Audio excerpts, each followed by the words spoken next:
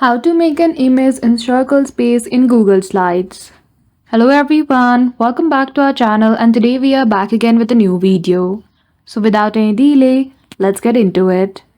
For that, firstly open any one of the web browser and go to Google Slides.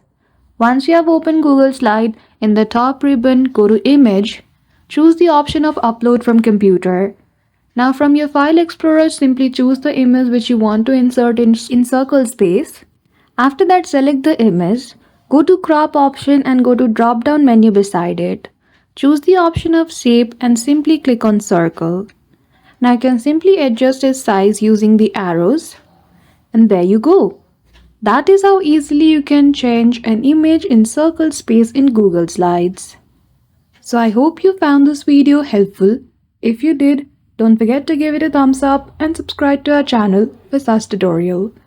Thank you for watching till the end.